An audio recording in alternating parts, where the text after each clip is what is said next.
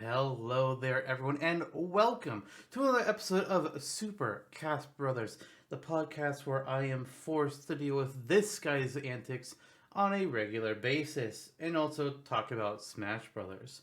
So, hey, tonight it's a Smashtopia episode, and that means that I should introduce ourselves before we forget, like we kind of keep doing fairly regularly, honestly. Hey, I'm Zantok, otherwise known as Lister, and that guy who's pedaling or on a treadmill. What are you doing? Are you playing Ring Fit? I'm working my way towards a peanut butter sandwich. Ah, so you are playing Ring Fit.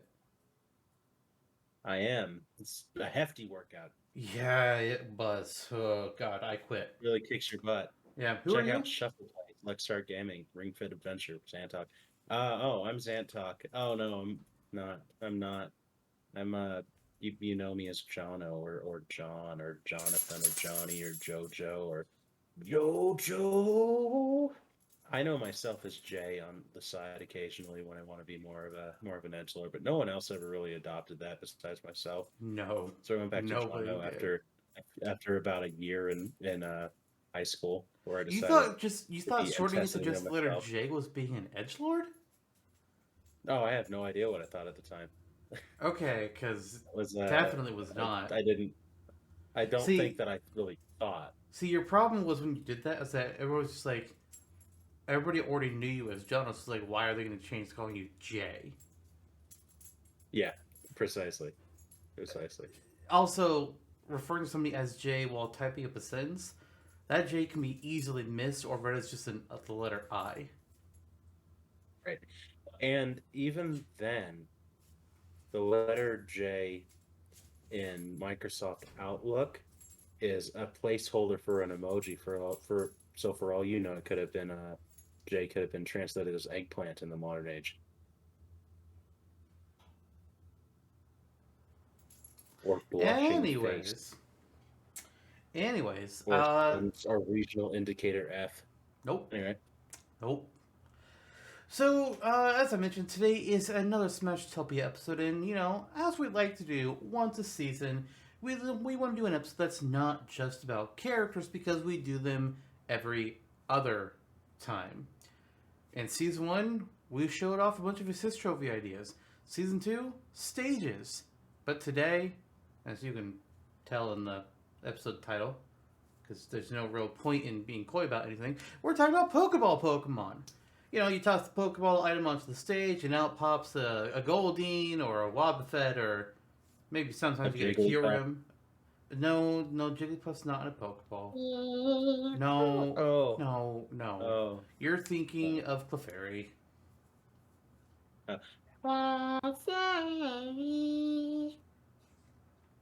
Wouldn't that have been an interesting place to live in? The world where Clefairy became the mascot instead of Pikachu. I don't think Jigglypuff would have been in the anime at that point, at least not as prominently. They're not going to have two pink puffballs doing that kind of thing. Yeah. That would If have been Pikachu's imagine if Pikachu was the villain now. What if like even ignoring instead of Meowth, what if Pikachu was Team Rocket's Pokemon? A talking Pikachu that was always trying to take out Clefairy. What a Would that be world! played by Ryan Reynolds? Holy cow. No, probably the same Oh, okay. voice actress that already plays Pikachu. Oh, got it, got it. Yeah. Slightly less interesting now, but it's still a great idea.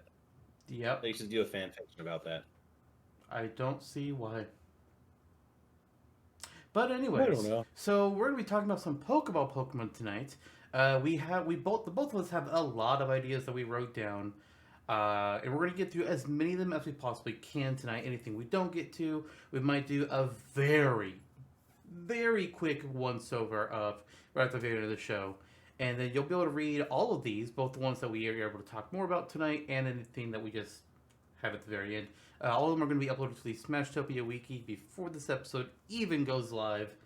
So you might have already seen them if you look at the wiki at all. So hey, there's that. There's a few of you. Sweet. We are the Oh, few this of is us. us, Kelly, Jelly,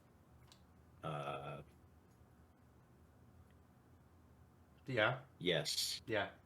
Mm-hmm. All Yep. right. Before we Couple get into strikers those, though, edit we it for have no our reason. what? Oh, a couple folks that like to edit it for no reason, Oh and yeah. then we have to go in and rewrite it. It's So just fandom sometimes there's like people. some odd edits that happen on the wiki, and then either I go in and fix it, or they immediately get rid of their own edit right away. I don't know. So long as they're not vandalizing it, I don't really care too much. Just don't change my shit and don't remove my shit or Mm-hmm. do dumb shit. If you want to upload your own item or Pokemon or character or stage or whatever, go for it. I have pages on there for templates that you can look at. Just type in like stage submission form or item submission form, and the templates are all right there. And copy Mm-hmm. paste, get to work. Please do. What? Please do. We're Yeah. about to hit 1,000 submissions anytime now, so you could be the 1,000th. It's very possible. We are very likely to hit 1,000 this year because of a certain somebody's special little project that they're doing. But like the wiki, anybody can post on there. Just don't change shit that's you didn't work on. That's the only thing we really ask. Uh-huh. Absolutely. Yeah. But speaking of Smashtopia, excited about this episode. This is going to be a fun one. Yeah. Especially on that Arceus hype. Yes. Yes.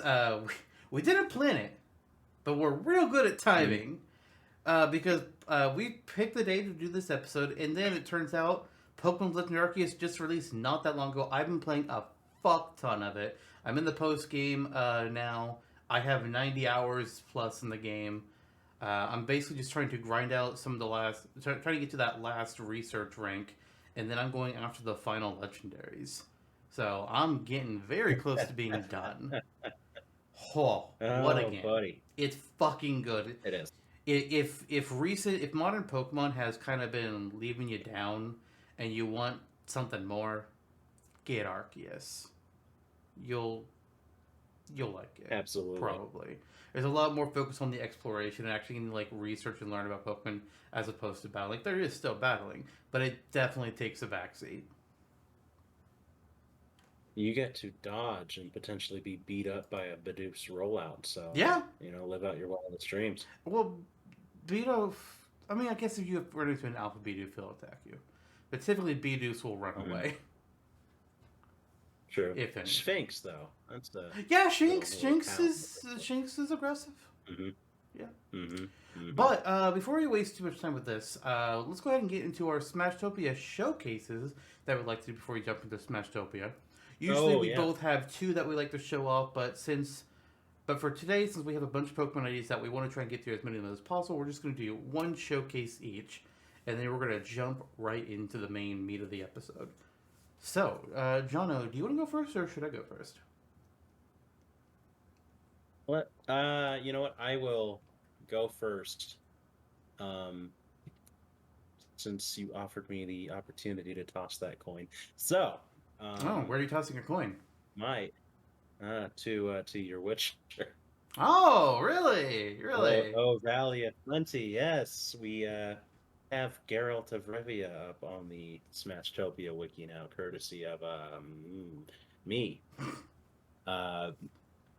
He's kind of the pop culture man of the hour right now because of the Netflix shows. Also, still a little bit of the Gwent, the Witcher Tales, Wild Hunt, and the expansion as well, being very popular games in the current landscape as well. So really, the Witcher's seen this renaissance recently. It's a series that I've been enjoying since, admittedly, the second game of the series. So not for strikingly long time, but it's been fun to get into the world. It was really fun to get this one down. So as like the 31st submission ending January for me in my daily submission ascent, I decided to do something meaty and with a lot of sinew that would be difficult to grasp. So I did a lot of silly little ones leading up to Geralt, like a beach ball, and just was like, okay. I mean, if you're doing settle down a submission a day, you gotta have like a lot of small shit in there. It's the only way to stay sane. Yeah, whoa. Absolutely. Just wait. And there's a place for that kind of stuff too. Ultimately, though, we got Geralt as like this big commemorative, hey, we got through January sort of thing. I really just packed him full of stuff. I don't even know. I'm not going to go through like everything that he has because it's just a crap ton. Essentially, so even right from the start, I mean, you say in the character submission form of Smashtopia, you can have up to 5 victory poses when a character usually has 3. I was like, okay, let's give him 5. Fair. He has Roach the horse, and as Witcher fans know, Geralt calls all of his horses Roach. So there's multiple horses named Roach that he could potentially be taking out onto the stage, and he'll say, "Good girl Roach" or "Good boy Roach." Dependent. He has his he has his crossbow from The Witcher 3. Use it. If you charge it, it turns into a flaming bolt, fairly typical directional input, etc., etc. You have a sign output for the side special. Standard forward side is Ard. Blast that compressed wind forward. Tilted upwards, you're using Igni with billowing flames, akin to Bowser or Charizard in a sense. Move it down, you're using Yrden, which is summoning a pillar of just like pulsing purple light. Enter the force field, and if you're fighting Geralt, you're going to see a lot of slowdown, kind of like Luigi's negative zone, but on a smaller scale. You have double up on Ard, being one of Geralt's signature signs. For the up special, he blasts downward. You can press it again, have him come down with the swords, and that comes out on either side of him and pushes opponents away from him as he's going up. Down special is a Witcher bomb. He has 3 different types of bombs that he can use. That some of them are like a typical bomb. Other ones are icy or poisonous, respectively. Axios is Final Smash, hypnotizing an opponent into place for him to just beat the crap out of him. Extra skills, holy cow. You have Steel and Silver Blades. We're not skimping here. Steel, you use against enemies like humanoid enemies. So if you hit Mario or Ike or Leon Kennedy or Link or whoever with a steel blade, they'll deal more damage. If you hit a creature like Kirby or Pikachu or whoever with a silver blade, you'll be dealt with a little more damage. There's some other properties in there as well. And then there's potions and decoctions as a second extra skill. And that comes with a toxicity effect as well. So while you're using a potion like Black Blood or Thunderbolt or the Griffin decoction, you are constantly filling up this bar. And fill up the bar too much, you're going to be dealing damage to Geralt as you're experiencing the positive side effects of the potions as well. And he has all of his different costumes from the different Witcher schools. There you go. Okay. I do have a question for you on the whole. And there's more, but I'm not mentioning it here. Just go look at it. Right. It's. I took a brief look at it myself before we started today, and it's a very meaty submission. Holy shit! Jonno is not kidding when he says that he just pared it all down. That was a skim of a skim of a skim. Truly. I did have a question about one of the mechanics: the steel and silver swords. So steel swords deal more damage against, your normal human characters, your Mario's, your Links, your villagers. While the silver is going to do more against your animals and your monsters, Ridley, Wolf, all of the Pokemon. But I have a question: what about Rob and Mega Man? True. In the case of Rob, I would see him, being less humanoid, being more of a robot in design and aesthetic. Probably the silver sword that would do more damage. In Mega Man's case, he's a robot, but he looks like a human, so I'd say the steel sword would do more damage. Okay. Kind of what I was thinking, but fair enough. Yeah, kind of gave it a caveat at the end where I'm like, play around with it and see what works best for who.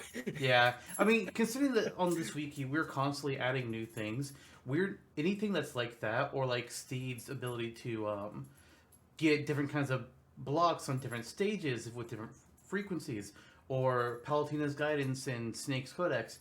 Considering we're constantly adding new characters and stages to the wiki, we're not going to list like what it would be for every character, because that would be pure insanity. We'd have to update what it'd be like how Sakurai has to make a new Kirby hat for Kirby every time.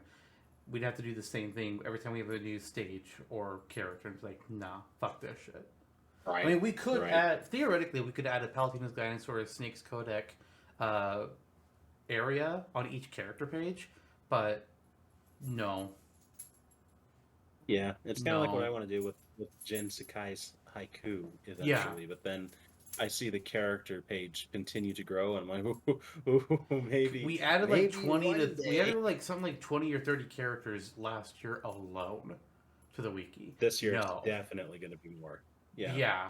It's like if somebody wants to make a page for Palutena's Guide or something, they just want to make some like as they go, that's fine. But we're not doing it every time a character gets added. Fuck that. Oh, you have to actually be a little overly clever to even figure it out. Like that would be harder than writing a Geralt moveset at some point. Maybe someday we'll do an episode, kind of just throwing some ideas for that out there, because that could be kind of interesting. One day we're gonna mow through like every other submission type and have to. So. Yep. Yep. But before we get to the Pokemon, I got my own little showcase I want to show off. Mine is also a character, and mine's actually a Pokemon. Also completely forgot to throw up the image for Geralt while you were talking about him. So there's the image for that now. My bad. He's there you go. You can see him. Now he goes away. Little guy. Pichu! Hey! Everybody's favorite non-evolved Pikachu thing. So, why am I talking about Pichu? He's already in Smash. Well, my version of Pichu works quite a bit differently than he does in official Smash. This Pichu is one that I worked on before Ultimate was even known about. I created this version of Pichu at the end of August in 2017. That's how old this idea is. Then what I wanted to do with Pichu is I wanted to make a moveset for him where he would be not just be a clone of Pikachu anymore, but still retain his ability to damage himself, but make it not just be another joke. Make him actually be able to use the damage that he inflicts upon himself as a mechanic that can help him out. Because Pichu's, if I remember correctly from some of the research I was doing, see, I'm looking at this right here. Unfortunately for Pichus of all kinds, they're inept at storing electricity and can unintentionally discharge electricity, hurting themselves and their surroundings. So it makes sense for Pichu to have a gimmick like this. So I decided, you know what? Fuck it. Let's lean into this. So for the most part, things like taunts and victory poses are less than the same. I changed his entrance from being a regular Pokeball that gets thrown out, changed to a friend ball, since Pichu evolves into Pikachu by friendship. But the standard special I changed from being Little Thunder Jolt into Spark, which just has Pichu have a little AoE around himself, a little electricity burst, and just like bursts out, damages whatever's around him, but it also will hurt him. You can then charge it up if you want to increase the range and the size of it. When you're in mid-air, the range is a lot smaller. But while doing that, it's a damaging move around himself, but also hurts him a little bit. It's the really key idea behind it. People who are running up on you, just smack the button and now they're hurt, and maybe they'll be an open for you to attack back. When Kirby copies this move, he does not hurt himself. However, the side special is now Nuzzle instead of Skull Bash, but this move is kind of similar to Skull Bash, so I left that kind of a thing into it. It's a bit of a mix between Skull Bash and Diddy Kong's Monkey Flip. So Pichu will take a flying leap forwards, and he'll latch himself onto somebody's face if he's able to run into them, and he'll just like nuzzle his little cheeks against them, zapping them with electricity, doing a small amount of damage, damaging both them and himself. You can charge it up, but it doesn't do any extra damage. It's just a way to get extra range, similar to Skull Bash. Up special is still agility, no change there. It's still the exact same move that he has in Melee and Ultimate, and what Pikachu uses as well. Then down special is Electro Ball, so he'll shoot out a small ball of electricity that flies faster the farther away it gets. So it starts out very slow, and then it just gets faster and it zooms fucking forward.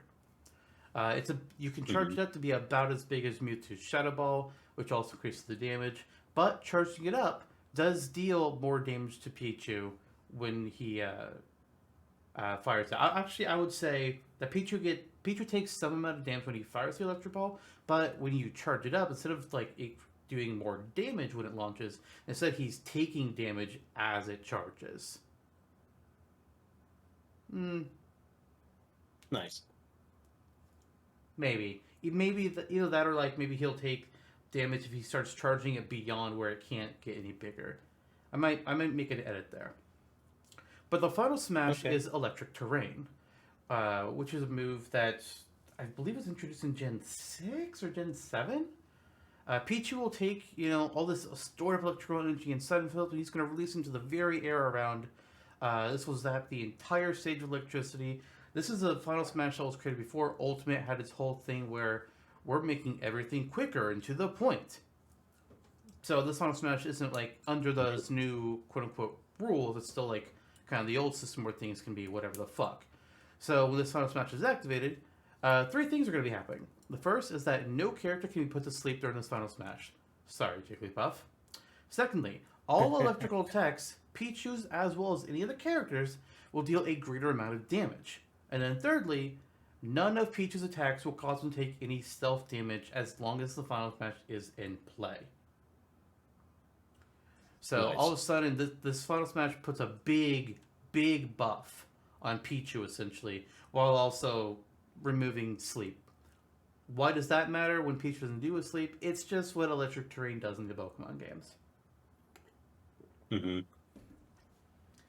And then that will last for a set amount of time before the Electric Terrain fades away and Pichu is back to his normal self. But then the last thing I want to mention, well, I guess the second last thing, or third, maybe, I don't know. Extra skill, Discharge. So for Discharge, all that damage that Pichu has been dealing to himself this whole time is being tracked next to his damage percent. There's going to be a secondary number that you have on there that this whole time, and it's going to build up. When you use Discharge, this entire thing depletes to 0. So Pichu is going to unleash all of the electricity he has dealt to himself back out around him. It's going to cause a shock of energy to fire off of Pichu, going to the left and right, hurting anyone within range. The more damage Pichu has stored up, the greater the damage and range his skill will have. Pichu will not take any damage when he uses the skill, however. It's just Pichu using the static electricity that he's been hurting himself with all this time and putting it to good use. Additionally, even though I mentioned that the Final Smash has him use up all his stored energy, the Final Smash doesn't change the percentage that he's been storing up with this unique trait. That said, this number of damage that he will be tracking caps out at 50. So if Pichu takes 51% damage in self-inflicted attacks, it will not rise above 50%. So there is a hard cap on that and what Discharge is capable of doing. The last 2 things I'm going to mention with what I did with Pichu, I've given the homestage of Ilex Forest from the Johto region, which is where Celebi's Shrine is early on in the game. And then for some of his alternate costumes, I brought back the green backpack from Melee that was missing in Ultimate. I also gave him an alt where he gets to wear Lyra's hat. One where he has the blue ukulele from Pokemon Ranger Guardian Science that he will carry on his back. And then, of course, we gotta have a shiny alt. And I decided to let him wear the large floppy summer hat that he can have in Pokemon Go, complete with sunglasses. I thought that'd be a pretty amusing thing. Just see Pichu with like this giant floppy hat on his head fighting. It's like, come on. Why not? That is pretty cool and entertaining. Holy cow. His Melee artwork's funny in a lot of people's Melee artwork is funny. Yeah, it's very true. Oh boy. Ooh, I swallowed that water wrong. Wow. Okay. Okay. Well, if you were gonna die, I guess you may as well do it on camera. You're gonna go viral. Ooh, all right. Like, holy cow. Yeah, why not? Something. So, with that, we talked about Geralt. We talked about Pichu. Let's get into Pokeballs. Okay. So, let's get into Pokeballs. I do like how Pichu, you gave his Discharge, you gave him usefulness with Discharge. Yes. So even as you're accumulating damage, it's building to something. So you don't just have that effect character that. Yeah. Why would you play as them?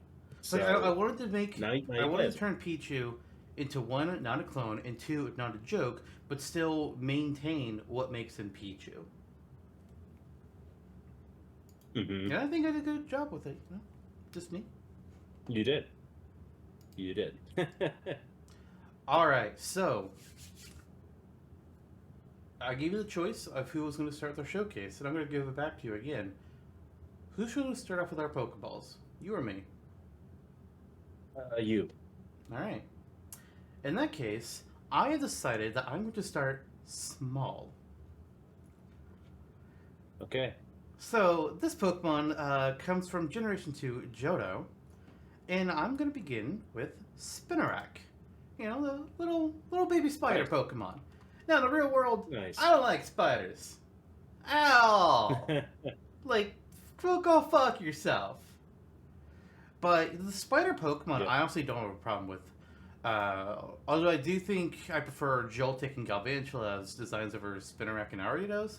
But, you know, that's just a design standpoint. So for Spinarak here, Hmm.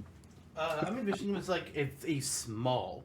Like, he's about the size of a couple Pikmin. Like, I don't know if I'd, like, maybe a little bit shorter than the Pikmin, but, like, about as wide as 2 or 3. So when Spinarak appears, he's just going to be scuttling along the stage, and he's going to be looking for one of the opponents of the fight. And when he gets near one, and he can like get close enough to them, he's going to jump at them and latch on. And it'll just be like on their back, Oof. their arm, somewhere kind of like how a Gooey Bomb or Snake C4 can get stuck together. Just be like somewhere on them. Hmm. And then during the stage, Spinarak will be using the move's Bug Bite to constantly bite on them and deal damage over time. Also, just like Gooey Bomb or Mega Man's Crash Bomb, Spinarak can be passed from one player to another by running into them during the fight. So be careful because Spinarak could be passed back to the player that even threw the Pokeball, and now they're taking damage from their own supposed ally. It's not too much damage though, and he can't be KO'd, but it could add up. Good. You could. That's fun. Opening it up with a spider from the spider guy. Yeah. Imagine Spinarak on your back. Holy cow. Well, that's No. maybe better than maybe it would be slightly better just knowing that it's actually a Pokemon and you could catch it. I don't know. Hmm. And again, some people train tarantulas, I guess. Interesting. Interesting. Some spiders are radioactive, and that's a whole other story. Spinarak, man. Okay, so It's a popular film in yeah. the Pokemon world. Ain't that so? That and the boy with the Smoochum tattoo. I Yes. think was a big one. Yeah. Speaking of which, my first Pokemon is also from Johto and Gen 2, and it is Smoochum. Ah, okay. The so-called adorable human baby-like Pokemon Okay. who, yeah, it's the pre-evolution of Jinx, and that should pretty much say it all. As far as I'm concerned. But anyway, Smoochum will be summoned onto the stage and just immediately start running around and leaping towards its opponents nearby. So latch onto them and then give them just a big smooch. Before, and then it'll just like kind of kick flip, leap back onto the ground, and just start that process all over again. The kiss can come in 2 forms. It'll be either Sweet Kiss or Lovely Kiss. Okay. So Sweet Kiss, a glowing like bright pink set of lips will appear over the opponent, like just a signification that Sweet Kiss is being used. Lovely Kiss, those lips will be blue. Sweet Kiss temporarily confuses opponents, so it'll scramble your controls, which is just lovely. I hate that more than anything. Yeah. Yeah. And Lovely Kiss will temporarily force them to sleep. And bada bing, bada boom, cannot be KO'd. Yeah. Yeah, that would be a fun retribution. Yeah. And there you go. That's my first. All right. I mean, using one of the kiss moves makes a lot of sense for a Smoochum. I mean, when you just look at design, it's like, yeah, yeah, all right, I see it. Hmm. I would really have done something like that, or maybe like powder snow, I guess. But no, I think those Hmm. make sense. Yeah, sweet. Kiss. Ah. All right. So jumping ahead in the generations here, I'm going to go ahead and talk about Crocodile next. One of my favorites, and especially the top favorite of Gen 5, alongside Darmanitan, which sadly I'm not going to be talking about tonight, even though he Hmm. was heavily considered. Heavily. But Hmm. Crocodile, big guy, right? He's a big crocodile. So already, just imagine he's going to have some good size to him when he's on the stage. And he is pissed Hmm. off. Like he just arrives on stage and he's just like he's mad because first of all he's not a playable character and he's having to fight for somebody else. What the fuck is this bullshit? And he's just gonna start swinging his tail with force from one side to the other, left to right, every time, just back and forth with it. Now this tail hits pretty hard, so it's definitely gonna be damaging if you get hit by it. That said, this tail is not the main point of this attack because what Crocodile is actually doing is using the move Scorching Sands, which is essentially a ground type version of Scald. It's a move that can burn. So what's happening here is that as Crocodile's tail is dragging across the ground, he's actually kicking up a bunch of sand that is just being flung up into the air. And each little piece of sand itself is going to be doing minor damage. And I'm talking about like 0.1% damage. That's how minor we're Wow. going here. Minimal, even. But that's a lot of sand. So just because a piece of it is only going to do 0.1% damage doesn't mean you're not going to take some hefty damage from it. It's still not going to be anything too scary, but you know. That said, also it's going to come with it, the fire effect, what the damage is. So any kind of spirits, stickers, whatever that affect fire damage will have an effect on the damage you get hit by this attack. The sand also doesn't do a whole lot of knockback. There's a little bit, but it's not like completely free of knockback, like something like Palutena's Heavenly Light was. Hmm. It's the only other thing I have really to mention about it is that if an opponent is frozen and they get hit by this scorching sand, then they're immediately unfrozen, just like they would be in the actual Pokemon games. And a Crocodile is only on the stage for about 8 seconds, which is just enough time for him to swing his tail towards each side twice. So Hmm. it's threatening, but he won't be there for long. It's not like Black Knight where he tries to chase you down for bloody murder and it's terrifying. Also, he can be KO'd. Oh, sweet. That'd be fun. Knock that boy out of the way. So I'm gonna take things up a couple more generations here. Okay. Gonna jump over to Gen 7. All right. Speaking of Burnout, a game I never played, but I did. I enjoyed some of the mechanics that they introduced from afar, including introducing regional variants. So, speaking of scalding things, but this is more like a scalding pile of like biohazard goo. Alolan Muck is my next Pokemon here. And KOable, no, but I don't know. It may use a move that you were not expecting. I mean, just look at the guy first of all. It looks like a bunch of just like car wash soap with rocks in it for some reason. But it looks super So cool, though. yeah, I think it looks really cool too. It's definitely. I mean, it gets the tropical idea down, and it's just fun. Um, so Alolan Monk smiles immediately upon entering the stage, and as it does so, it just immediately disintegrates and falls into a pool on the ground. So it's a mass of green and blue and yellow and pink ooze, and it spreads across to the extent of like Battlefield's main platform. Ultimately, like it's a fairly widespread. Mm-hmm. Anyone that touches that sludge will be dealt constant poison damage so long as they're standing in it. And then it lingers for a few seconds afterwards. You might also, as you're running your battle net, break one of the many crystals that Alolan Muck has in it, and if you do so, that's concentrated toxin. So that's going to be unleashed in a powder form, and it'll leave you stunned in place for a few seconds. and you have to withstand the poison a little longer then, with no choice. So yeah, that's a Alolan Muck using Memento. So okay, let me run this down a little bit here. So Alolan Muck uses Memento, and he melts down, like, and covers pretty much the Yeah. entire platform that he's on. Yep. Interesting. Interesting. Because I did Muck, and my Muck uses Acid Armor, Yeah. which Okay. causes it to melt down and cover a section of the platform it's on, because that's what Acid Armor does. Like, the description is actually that the target squishes itself down. This puddle is quite a bit smaller than your puddle. It's only about the size of Ridley.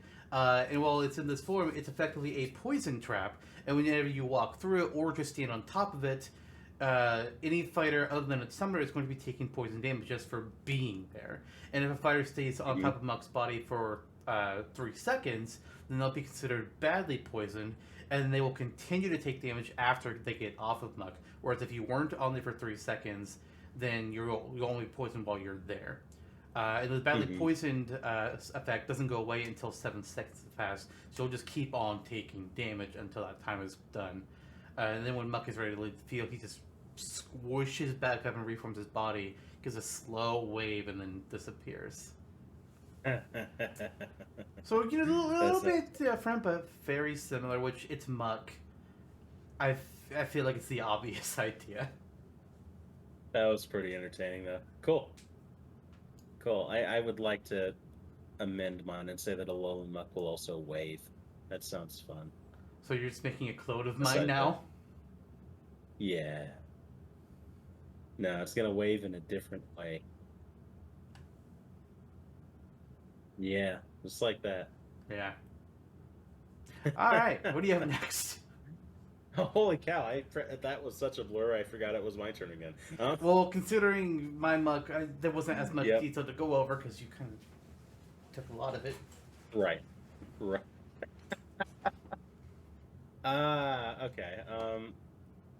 They're Speaking different of- enough. I mean, I assume that yours is probably going to be like a higher rarity than mine. Like, I had my Muck have a common rarity. Right, yeah, mine is going to be a little less likely. Yeah. It's going to be uncommon. That's only one tier less likely. Yep. There are 5 tiers, sir. There are. Let's do a very rare one, then. Okay. So, very rare is, again, another generation up. Gigantamax Corviknight. Okay, alright. Yep. Very popular character from Gen 8. Very popular Pokemon from Gen 8, rather. Well loved in our circle, anyway. Not necessarily Gigantamax, Corviknight. Yeah. So I again, Sword and Shield has been bereft of me, so apologies if I forget anything in this, but essentially, you have this giant Gigantamax Corviknight. What are you going to do with that kind of Pokemon in the foreground? Answer is you're not going to do a whole lot with its body in the foreground. It's going to appear in the background. I mean, you've played Yoshi's Island. You know how Baby Bowser appears in the Oh, yeah, of course. State. So, Best Yoshi game. Gigantamax Corviknight just... it's not Yoshi's Story or Yoshi's Universal Gravitation? No. Or New Yoshi's Island? No. No? Okay. It's also not Yoshi Touch and Not Go. Yoshi's Island DS? Oh, Touch and Go. What a game. So, this, you use your Pokeball, and then, the screen the sky turns this ominous red and black, and the clouds and the sky, and this giant Pokemon emerges from the background like Baby Bowser or Kraid, just hulking there. And then suddenly it spreads its wings outwards, and it's just glowing this deep red color, it pulsing around its body, and it unleashes just this massive bellowing windstorm. And so that's similar, to like Lugia's Aeroblast, but it's using G-Max Wind Rage, of course. and so the wind will tear across the stage, and it goes kind of in a circular pattern as it's whipped up. It's just more concentrated and faster moving, so it's a little bit different. Like how Lugia used to be before they made it suck. Yeah. Because Yeah. Lugia in Melee was a threat. Lugia in the more recent Smash games, absolute Not joke. really. Yeah. Yeah. So it's also a little larger than Lugia's. And then any space. Oh yeah, that's the interesting part about this move too, is that just from the gusts of G-Max Wind Rage being initiated, all status effects are just negated, period, when it appears on the stage. Okay. Mm-hmm. And this includes self-induced effects like Shulk's Minato Arts. Just, you're done. Could really mess things up. You're done? Mess up. Yep. Oh, I'm done. Yeah. All right. No, just don't forget him. Oh, I won't. What a guy. All right. So I'm going to jump back just a single generation here. And we're going to talk about everybody's favorite little fishy friend, Wishy Washy. Which, when they first revealed its name, I was like, I hate this name. But now I'm just like, you know what, it's kind of fun to say. Honestly. Yeah. Why not? So, Wishy Washy. As we know from those of us who play Pokemon, Wishy Washy has a unique ability to it called Schooling that allows it to call forth a whole bunch of allies and become a much larger form. But when Wishy Washy pops out of the Pokeball here in Smash, he just appears as his solo with a Wishy Washy form. But then he sees what's happening around him, he's just like, nah, fuck this shit, I'm out. And he disappears.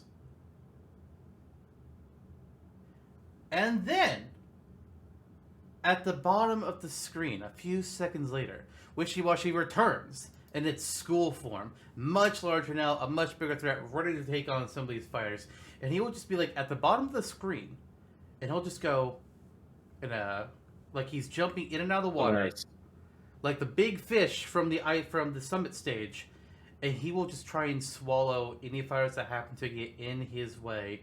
And if they are in his mouth, they are probably gonna die. You can try and wiggle out of it, but you're probably fucked if you've got too much damage on you. You might just get hurt if you just get hit by just by part of his body. But if you actually are positioned to where you get eaten in the mouth like you would with the fish on the summit stage, Wishy Washy's taking you down. But he's not quite done, because he'll make that first lap, and then he'll return for a second lap. Nice. So he is one of the more dangerous Pokemon to go up against, and that's why I put him down as having a very rare chance to spawn. Nice. Hey, that's cool. Speaking of dangerous fish Pokemon, or I guess this is more of a sea mammal. Waylord is my next one. The largest Pokemon thus far measured in the Pokedex, at just over 47 feet and over 877 pounds on average. I know, right? So, so similarly to Snorlax, right? Waylord will just leap up. It'll come falling down from the top of the stage while making its Pokemon cry. Difference being that, unlike Snorlax, it has a comeback with just like partial recoil when it hits the bottom. It's using Body Slam. It's a combination of Body Slam and Splash. So you have Body Slam on the come in. It's dropping down and hitting opponents on the way in, and then it's reaching the bottom of the map and making water come up with Splash. And let's see, the coast of the bottom. So water, it'll just like splash out in this jet stream, just dousing the stage from the bottom platform. And the closer you are to it, the harder it'll send you up. And Waylord's also much larger than Snorlax is. This is a very rare Pokemon as well. Yeah. Because, Snorlax has also been yeah. shrunk over time Mm-hmm. in the Smash games. Mm-hmm. Like when we did our prep for Smash 64, I went up against Snorlax and I was like, holy shit, he's taking the entire stage. Modern Yep. Smash, he tiny. Yeah, he is. This neutering is not going to be the bereft Waylord though, because Waylord is roughly the size of Final Destination. So if you try to avoid it, good luck. You're gonna have to do a damn good dodge. Also, there's a second move, well, I guess a third that Waylord could use. Okay. Very rarely, instead of using Body Slam or Splash, Waylord will just appear, and it'll be a little more manageable, like maybe as large as Snorlax was in 64. It'll appear in place where it was summoned and use Frustration instead. So it'll glow red and just spin like a top and fly forward, just thrashing in like a boomerang arc, and then it'll fly off in the direction that it's moving out of at the top of that boomerang arc. You got this from the Darkest Area in animation. Yeah. Oh my god. And yeah, that's about it. Jesus. All right. Okay. So, let's talk about a different type of Pokemon that we haven't gotten to quite just yet. Well, I guess we talked about half of its typing a little bit, but we're going to go talk about another personal favorite of mine, Roserade. Roserade. Yep. I mean, as I said, it's a personal favorite. I've always just liked this one. But Roserade, what they're going to be doing here is that they're going to be, they'll start off just like twirling place a little bit, kind of like they're doing something like an acrobatic spin, hitting people with their flower bouquets all around them. But then following this, they're going to start essentially ice skating along whatever platform that they were summoned on. They'll be acting it won't be quite like a green shell where they like fall off their platform and then fall to the next one. It's going to be more like a green shell where they just go back and forth, but there's no like enemy tracking with it. So Roserade will be just like ice skating around on their platform, turning back and forth around, and occasionally they will again do a spin, doing damage to anybody that's next to them. But even then, just like making contact with Roserade in general will hurt you, but the spin will do an extra amount of damage and send you away farther. Roserade will continue to skate along this platform for roughly about 13 seconds. And while they're doing all this, a fresh field of grass will sprout out from behind Roserade as it creates grassy terrain on the platform that it was summoned on. Kind of similar to how I mentioned Pichu creating electric terrain during its new Final Smash that I designed. But as for what grassy terrain does, for as long as Roserade is on the field and for 10 seconds after Roserade leaves, this grass will remain. Standing on this grass will cause any fighter who is on the grass to heal about 2.5% per second. So anybody can get that healing. Nice. However, this grass can be easily destroyed with fire attacks. And if a fire attack is dealt to a fighter who is on the grass, they're going to be taking 1.5 times the attack's initial damage value. So if Charizard or Incineroar or Mario even is one of your opponents, maybe don't spend too much time in the grass. Because they're going to prioritize hitting your ass with it. Mm-hmm. And that's the move Grassy Glide. Nice. No, very, very, very intuitive moveset. That's a really fun one. And Roserade's a character, speaking of moveset, which was a misnomer just now, character I can imagine you making a moveset for, given how infatuated you are with the design, etc. I wouldn't use that word, but okay. Roserade is a character that I've considered doing a moveset for. Mm-hmm. The only problem is that, like, I've done grass movesets before. I want to branch out into other types so I don't just use the same moves. Yeah, true. Okay, so with that all said, Butterfree is my next one. Okay, And, Butterfree. yeah, Butterfree. Initially in the early seasons of the anime and early games, it was pretty well covered that Butterfree has a bunch of spores inside of its wings, and it's stun spore. I Yeah. mean, just kind of is. So you have Free appear. I accidentally wrote Butterfly appears in my notes. Butterfree appears. Yeah. For shame. So For shame, sir. yeah. Oh, don't I know it? It's the butterfly Pokemon, but not butterfly. Not So beautiful. not Beautifly either. Um, but some people want you to catch a Wurmple, that's for sure. All said, but Butterfree gently flies over the stage as it does, and spreads spores from its like copiously coated wings as it does. The spores gradually drop towards the ground, just gently. You know how it goes. And anyone that touches it will be slowed down to the point, and the slowdown builds up over a few seconds into being stunned into space. So it's a slow burn effect. Maybe it lasts upwards of 5 seconds. But the amount of spores that you're exposed to will actually affect the length and severity of the process. So if you touch a minute amount, it'll be pretty brief. If you run through a bunch of them, like just say like a whole spread's worth on Final Destination or whatever, it'll be severe and you'll be stunned in place for multiple seconds. Okay. And if you're attacked by the spores in midair and you're stunned in midair, you will free fall. Not just like actually be stunned in midair?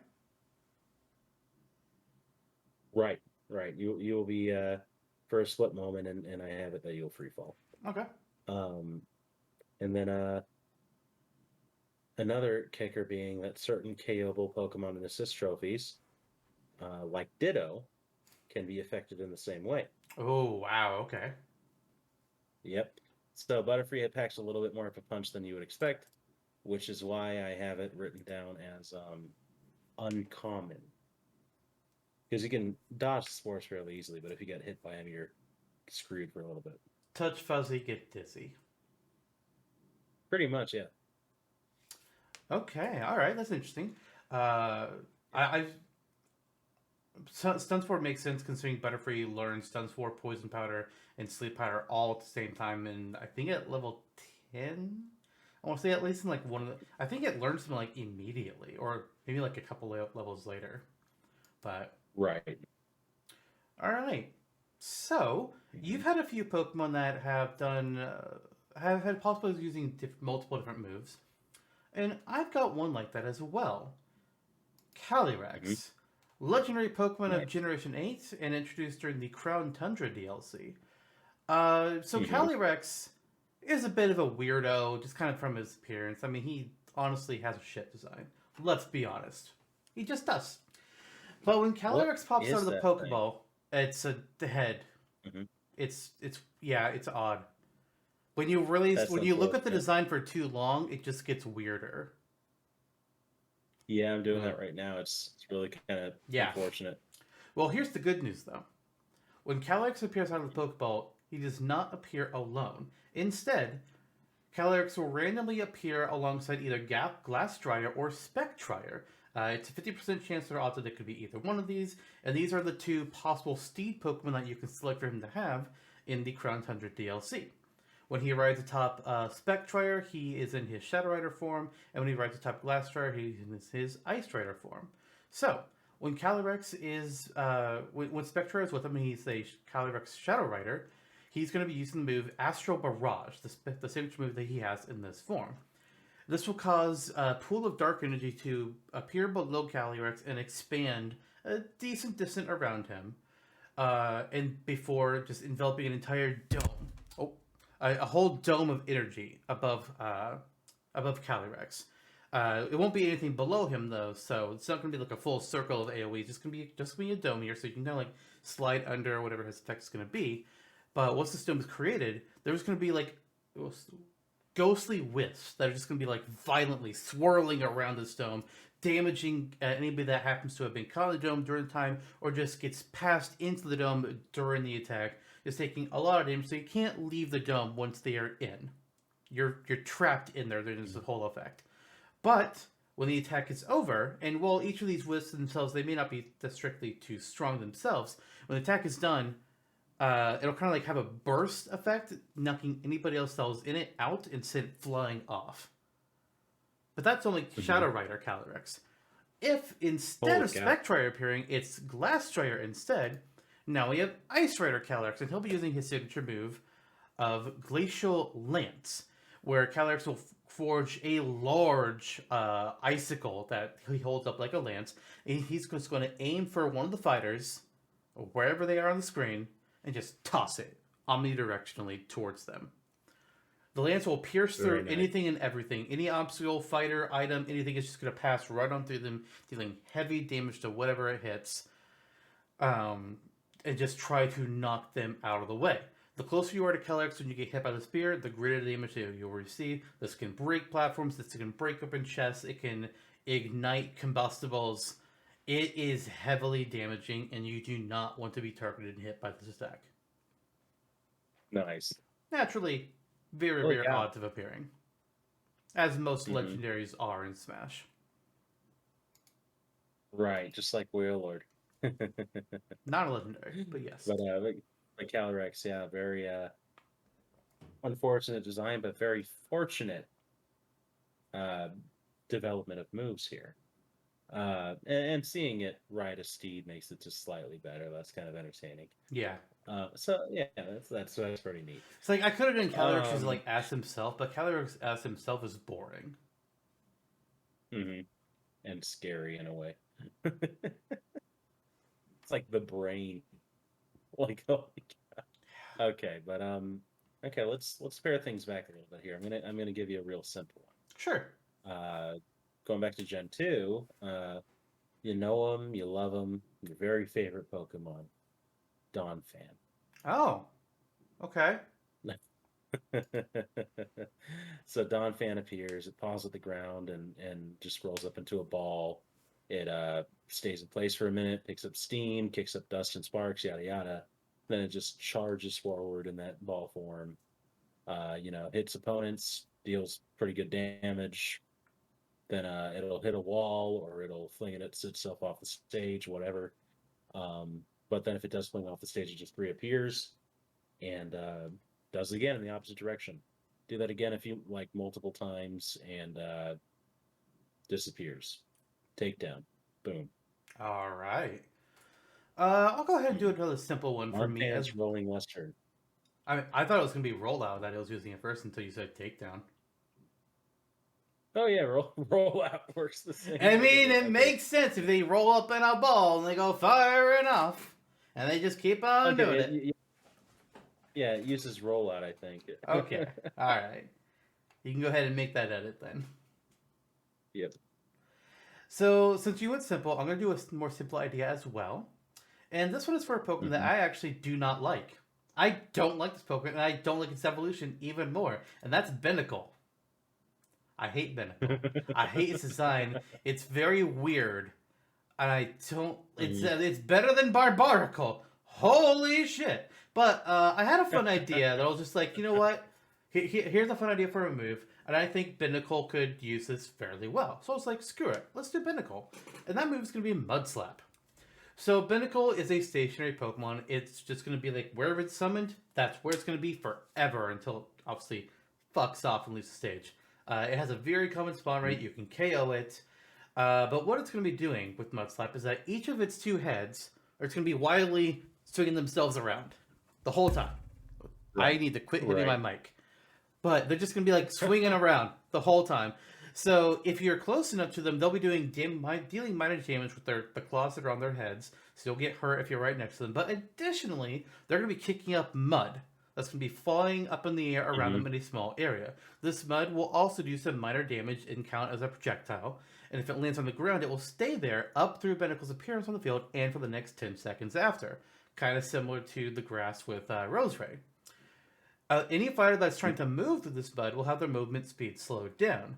because it's a little bit difficult to run through thick, heavy mud. But Binacle, it's just very simple. It's dealing weak damage, but it can leave like a little bit of an environmental hazard behind. Because why not? Absolutely. Well, that's cool. That's yeah, the Pokemon does look kind of dumb when I look at it. So the second evolution is horrible. Yeah. Like holy Jesus, what is that? Yeah. But good, simple work. I like it. I know another Pokemon that likes mud too, named Quagsire. Okay. A classic. Quagsire.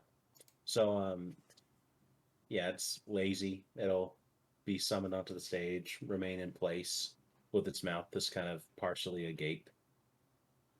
And then an opponent will draw near and they'll be like, whoa, better get to work. So then Quagsire will turn its tail towards the opponent and begin rapidly flailing it across the ground. So it's like swooping in, hitting the ground every so often. Mm-hmm. And then it's kicking up mud towards the opponent as it does so. Again, the mud deals minor damage to its foes. It can cover them in it, kind of like Inkling's ink, for instance. And this deals less damage, but it does slow them down, and they can maybe trip on it because so it leaves just a little earmark, but lasts a few seconds after Quagsire disappears. And what is an environmental hazard, really? I mean, some Pokemon have to do it. Yeah. Like Quagsire and those other guys. What was the move that Quagsire uses again? Oh, Mudshot. Mudshot. Okay. And then to Quagsire's, further embarrassment though, you can KO Quagsire, just like give it a few hits. Big shame there. Yeah. All right, so I'm kind of debating what I want to be my next one. Actually, you know what? Let's go with this one. We're going to go with Rowlet, a starter Pokemon. I considered a couple of these starters as well, but I decided to just do Rowlet for my bank of 20 here. Very popular. Mm-hmm. My personal favorite grass starter line is the Rowlet line. It's just so good. Like, a lot of times the middle evolutions are just weird, but Dartrix works pretty well. Like, it's got a little bit of like, okay, you're a little awkward, but solid. So it's fine. Mm-hmm. The line is very good. But for Rowlet, what he's going to be doing when he gets summoned, he has a common chance of appearance, but he can't be KO'd. He's just going to fly up into the air after he's summoned, and he'll just kind of do like an erratic flight path, kind of flying about. And then at various points, he's just going to stop where he is. He's going to open up one of his wings, just like let it open as a volley of 3 leads gets fired down at the stage towards opposing fighters. These leads aren't super damaging, but Rowlet will have to throw them fairly frequently as he's making his flight path across the top of the stage. After about 11 seconds of flying and leaf throwing, Rowlet will then leave the field. Leafage. It's his the move that he starts out with, and that was created for his generation. Very nice. Very nice. Nice, simple, and very characteristic of Rowlet. If only we could pair that with the Decidueye as a playable character in Ultimate. Oh, but I did on the wiki. I made the Decidueye on the wiki a long while back.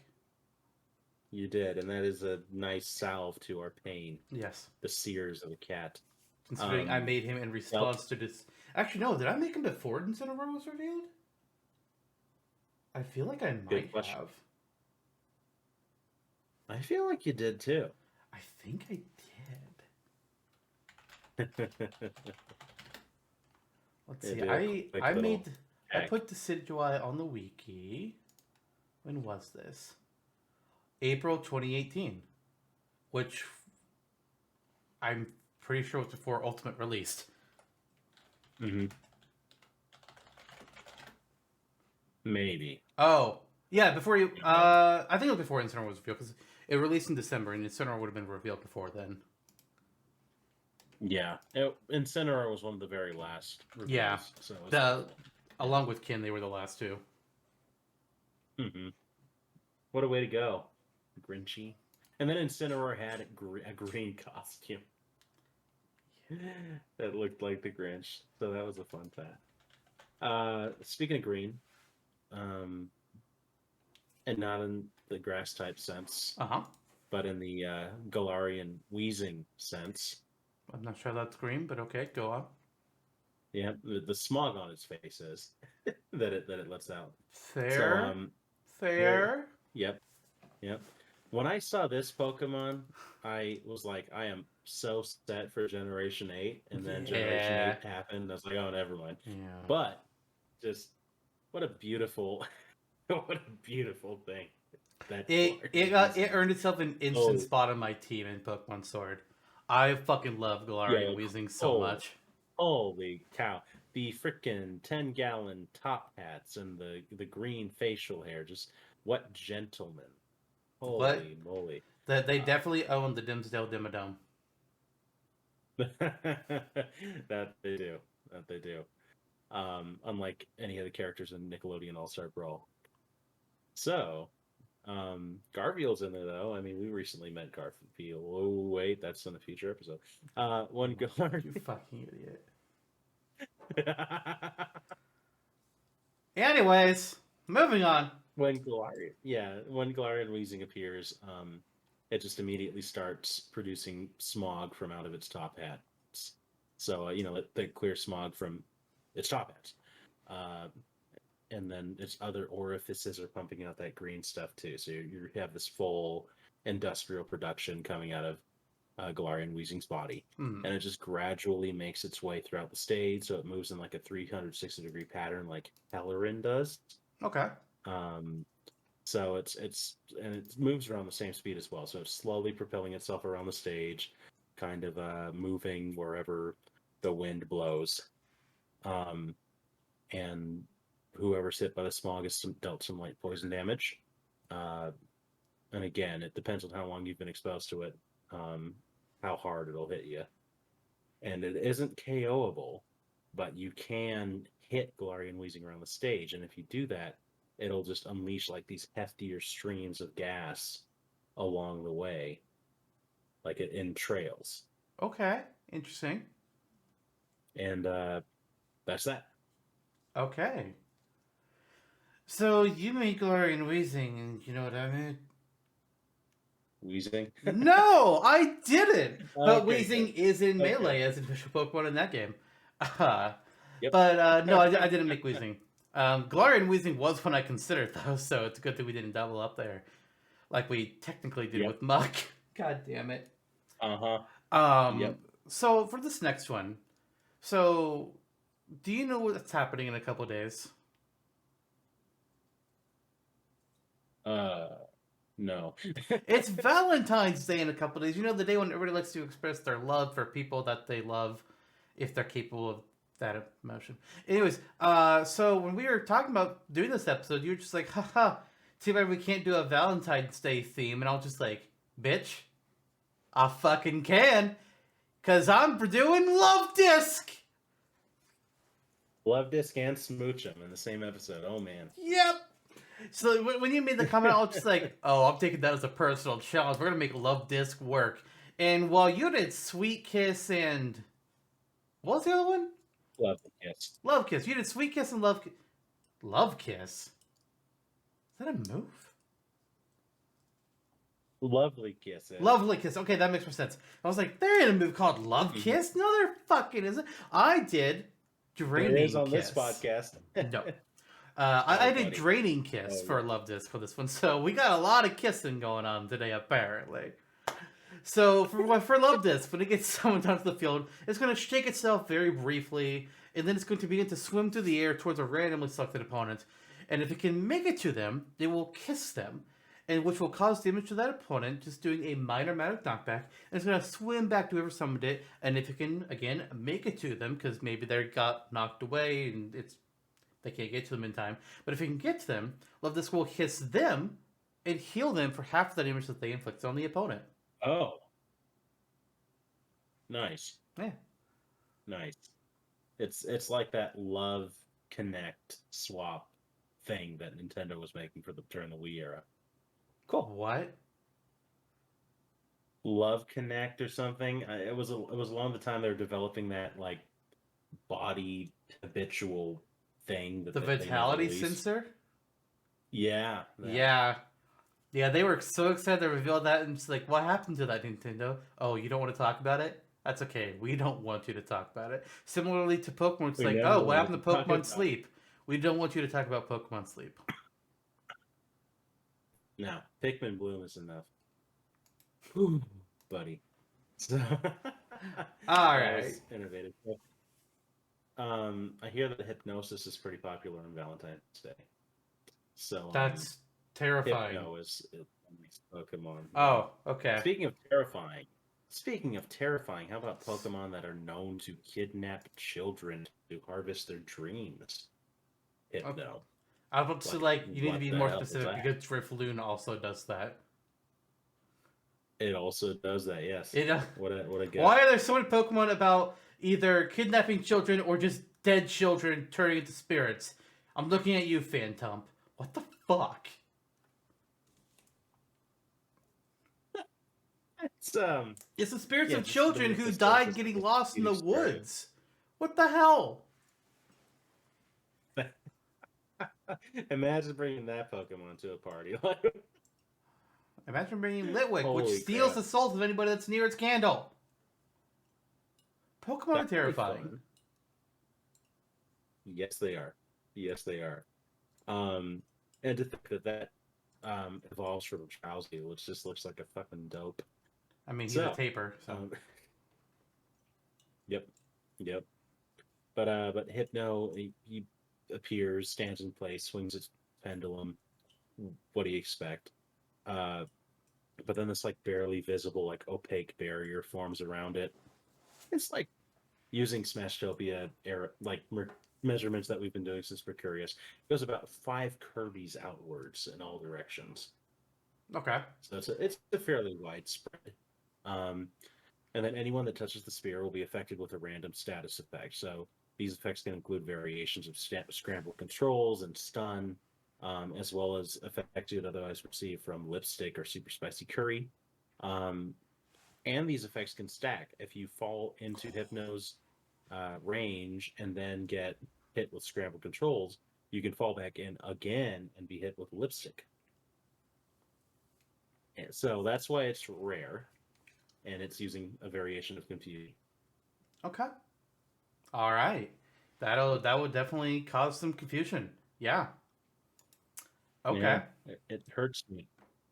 I'm saddened by scramble controls, and yet I did it twice so far. You did. Let's lift your spirits up a little bit here. Pop quiz. What is the most famous Pokemon cry in all of existence?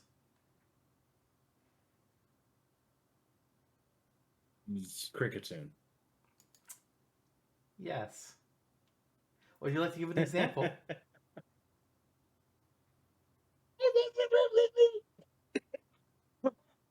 Oh man, That's not it. I don't know what that was, but it's not that. What the fuck, man? Everyone knows it's literally whoop. Come on now. Yeah. Come on. Yeah. What the fuck's wrong with you? Yeah. Anyway, so Cricketune, fucking everybody fucking loves this cry. Jesus Christ. It's even in text form now in Arceus, immortalized as literally whoop. Yeah. I love it. Like, thank you. Holy shit. They're Pokemon full. I'm pretty. Yeah. Mm-hmm. So most Pokemon, when they appear on the stage in Smash, they don't really do their cry. Some might like. I think some say their name. I don't remember for sure. But most just, they do their attack. But Cricketune will specifically be doing its cry when it appears on the stage. And then after that, it's going to be following it up with using its blade-like arms to play music across its body. Because it looks like a... What is that instrument? Holy cow. I don't know what that instrument is. It's one of the wood instruments. It's just going to, like, play... I can't... Cello. Yeah. It's just going to, like, play the music across its chest like that. And as it's doing this, sound waves will be coming off its body because it's using the move Bug Buzz. These sound waves aren't particularly strong, but Cricketune will continue to play this music, which will cause the waves to become larger and come out faster the longer and longer he is on the stage, until finally a full circle of sound comes flying off of Cricketune, attacking in all directions around him. And each thing also kind of like, as they get further out, they get a little bit weaker, they start to dissipate. But the final circle is the strongest out of all of them. being able to do more damage to people that are further away. It's still not like super strong. It's not a big threat. He's only an uncommon level Pokemon, but it kind of evokes similar imagery to me of Donkey Kong's old Final Smash with like bongos, kind of how it had those sound waves that would fly off, or Barbara the Bat's assist trophy. It evokes a similar feeling to that, but it's much more slower and gradual before it builds up to its final hit. Yeah, it's like Miss Barbara the Bat, but think Barbara the Bat looks wickedly uncool. Then bring Cricketune into your life, and it's way more entertaining. I'm pretty sure Barbara the Bat has some fans, and all 3 of them are upset right now. Yeah, they are. It turns out that the 3 fans of Barbara the Bat are also the 3 fans of Super Cats Brothers, and we just lost them all. Fuck. Good job. Sorry, Eric. Listen, I was supposed to get paid this week. You've ruined it. Damn it. I'm actually surprised that we had a paycheck this week from the show, but I'm not complaining. Okay, so speaking of Pokemon Legends Arceus and how good it is and how it's immortalized something that I also enjoy about Legends Arceus is its mountable Pokemon. Yeah. Really makes you feel fairly majestic when you're most of them riding Wyrdeer around. Oh yeah. And that's that's the next Pokemon I'll be talking about. Wyrdeer. Okay. Great name. It might be the best name for new Pokemon that they gave us in Legends Arceus. Fucking love it. That is true. That is true. It's definitely up there. I can't think of any other Pokemon that are exclusive, but yeah. I mean, Ursaluna, Sneasler, Basculegion. Definitely strong name. Yep. Yeah, great Pokemon. Great Pokemon. All pretty decent for the most part, except for Dialga and Palkia. In their designs. That's a whole other story. But yeah, Wyrdeer. It's a psychic deer Pokemon, an evolution of Stantler that we see in Hisui. Yep. And its prized fur protects it from the cold, as it will you when you travel through colder regions. And it has these massive psychic energy in its antlers, and these little orbs that are it can even like distort space and time with these orbs. Apparently that's how powerful it is. I mean, hey, let's be honest. Children write the Pokedex. They just do. Yeah, precisely. I mean, I guess that's a good way to get back home after your travels in Hisui. Just be like, hey, let's go back about 1,000 years into the future. Just like Marty McFly. So, Wyrdeer here, the orbs on its antlers will begin to like glow a soft pink, and then it dashes forward a few feet, just like one foot held high, as deers sometimes do, and its head held forward, very majestic, and it just headbutts forward a few feet. This move being Wyrdeer's trademark Zen headbutt. So, with the amount of psychic energy funneled into these blows, there's a chance again that you're going to be affecting the status of these characters with the psychic energy. So unfortunately, this is another move where you can scramble the controls of the player. Oh my god. When you hit them. Yeah. 3's the charm, I guess. And then Wyrdeer will use this attack several times for disappearing. It can also jump and run around between using the move. So you can ride on its back. It's like anyone can ride on its back. Like Go-Go. Yeah, like Go-Go. Just a little... I don't know which one's cooler between the two. I would probably pick Wyrdeer. I kind of think Go-Go is a little bit cooler. Just me. But Wyrdeer's pretty good. Yeah. And there you go. You said the move is Zen Headbutt?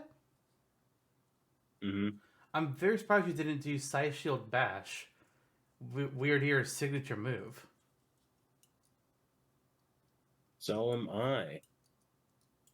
Well, one other point or another. Okay. Yep. So you've done a Pokemon from Legends Arceus. I created one as well. So I guess I might as well go into mine at this point.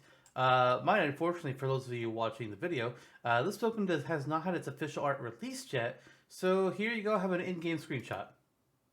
It's Overquill, which is not a great name. It's not. Uh, there's a few Pokemon in Legends Arceus that don't have great names, like Overquill, and there's a few that have amazing names, like Basculegion. Unfortunately, Overquill, not a great name. But I kind of like its design, mostly at least. I don't like the two spikes it has in front of its eyes. Those, I feel like those aren't necessary. If it got rid of those two spikes and just like had the rest of it stay as is, it'd be like, this is awesome. It's a fucking water mine Pokemon. It's that guy in Super Mario World when you go into water and he's like has these little spikes that constantly like go in and out with his stupid ass face. You know what enemy I'm talking about. I can't think of his name, but it's that Right. guy as a Pokemon.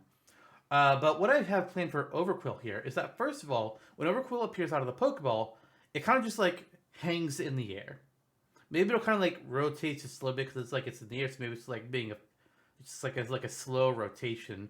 But it essentially kind of acts like the Unira item, but just anchored in the air. Whereas like Unira is that little spike trap thing that you throw it down and its spikes all just come out and it'll damage people that are into it. Overquill is very similar, but it's hanging in the air and it's quite a bit larger than the Unira. And if opponents come into contact with Overquill, they'll be damaged. Additionally, Overquill will also occasionally use its move Barb Barrage, which will cause its quills to all increase in length really quickly for just like a real quick second before immediately retracting. This will deal increased damage to anybody that happens to be in Overquill's range. Because all of a sudden, like, you may have been thinking, oh, okay, Overquill's just taking this amount of space, so I can just like be around it and be fine. Nope, Barb Barrage. Well, now you just got hit. Good job. Even though you thought you were safe, you weren't safe. But that being said, the regular contact hits both will do just small damage with it, but when its barbs get extended out through Barb Barrage, it will be quite a bit more powerful, and there's even a chance that if you're hit by one of the barbs during this effect, they'll have the poison status effect placed on you for a short time. And naturally, since, you know, anytime it gets hit, it damages its opponents, you can't KO an Overquill. Mm-hmm. You sure can't. Mm-mm. Oh, that's fun. That's a pretty handy little guy to have on your side. Oh, Weirder just called me. Oh? And it told me that its move is Psyshield Bash, and that in addition to all of the other the potential for status effects on the opponent, it also will forge a psychic connection between itself and its summoner. So as Psyshield Bash damages opponents, it will also heal its summoner by half of the percentage that it damaged the opponent. God damn it, if it hits multiple times, that's a lot of healing. Could be. Shit. All right. Yeah. It's a good thing there's a cell phone in that game. That way it could have called me. True. Okay. So I'll let back to my handy list of Pokemon here. So you know who else called me recently? No, I don't. Sandslash just. Oh, Sandslash was phone too? Yeah, apparently so. I'm not sure where it got it from. Maybe one of those Pokemon hacks from the early 2000s where you had a phone for no reason and there was just like really violent or something like that. I have vague recollections. I mean, we had a phone in Generation 2, so it's not that crazy. No. It did. Yeah. It was a pretty big phone. Relates to the times, I guess. Yeah, so this pairs things back a little bit. It's Sandslash. Uses Dig. Okay. With its big ol' honkin' claws. There's also that mole Pokemon whose name escapes me at the moment. Diglett. Could have been the exact same. Drillbur. Yeah, Drillbur. Oh, him too. But yeah, him too. Diglett as well, but Sandslash, the come up on this move may not be something Diglett could have done. It would have been kind of funny though. They would have had to use their feet. So Sandslash immediately burrows into the ground upon being summoned. Fighters can track its underground movements to the dirt that it burgeons upwards as it speeds about. So like we've seen this before, right? Sooner or later, it chooses a spot to spout out from, and then it leaps into the air and it slashes both of its claws outwards on either side of itself. So it's just like, ah! Yep. So visible claw marks will be seen as it brings them down on opponents, causes pretty decent damage to whoever they connect with, and those hit by that initial leap from the earth will also be slightly damaged. Performs this action twice before leaving. The end. Okay.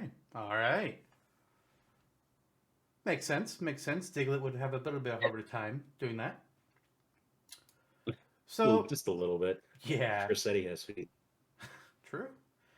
So my next one, this might not be something that people would typically expect. I'm going with Sunflora. Sunflora is a Pokemon that is regarded as, generally speaking, a joke in the Pokemon community because it sucks majorly. Sunkern, its pre-evolution, is one of the worst Pokemon, period. So I decided I wanted to try and do something fun with Sunflora. Let it show its strength. So, Sunflora is going to appear on the stage. It's going to spread wide its leafy arms to the top of the screen, and it's just going to like have this glow of sunlight as it's absorbing energy. And then it fires out a gigantic beam of solar energy as it uses Solar Beam. It's the Sunflower Pokemon. It makes sense. But even though Sunflora is using Solar Beam, it's still a Sunflora. And it can't control the solar energy very well. So what it's going to be doing is it's going to fire Solar Beam, and it's like this giant beam in a direction for about 2 seconds. And then it's going to stop. And then it's going to take a quick second to catch its breath. It's going to fire in another direction. And then stop, another direction. Stop. It's just going to keep on doing that until it's fired 5 beams. And Sunflora will have completely exhausted itself and disappear. Nice. That's fun. Captures the essence of the Pokemon without totally negating effectiveness. That's cool. That's fun. What a dopey Pokemon too. Holy cow. Oh yeah. Sweet. Speaking of strange Pokemon, I don't know if it's what its stance in the community is, but it's definitely odd when it's made like a clay figurine from the ancient times. Baltoy. Okay, So, Baltoy. Yep, a ground psychic Pokemon. Maybe this Pokemon will also scramble characters' controls like a psychic Pokemon. Enough. How are you doing the same thing over and over again? Just kidding. So, Baltoy is shaped like a spinning top. It's in the name, toy. So it begins to rapidly spin in place, and then this like tornado whips up around it, made of sand. So it just like haphazardly spins around the stage, like Kirby's tornado copy ability, just like going everywhere. Twister. And those caught in it will be dealt like, yeah, precisely, like a Twister, and it'll be dealt consistent minor damage while inside of it. And then if you run into the spinning Baltoy, it'll produce a little more damage. The end. Which move was that? Oh, it's Rapid Spin and Sandstorm. Okay. I think there's another move that's like kind of... I can't think of what it is, but there's a move that like traps opponents in a storm like that for 5 turns. I just can't remember what it's called. Got it. Is it Sandstream? No, that's a effect. I think I have a way to find out. Let's see here. Because that was making me think of something. Okay, well, I thought this would be an easy way to find it, because usually... You know, fine. I got a better way to find out. You want to not be... Screw you, Wiki. It's like, I know there's a move that is that. Without being like a combination of two things. It's...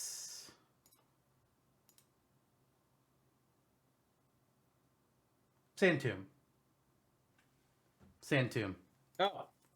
That's what it is. Okay. Well, It's a whirling dust storm that traps people. that is true. Is that a compound word?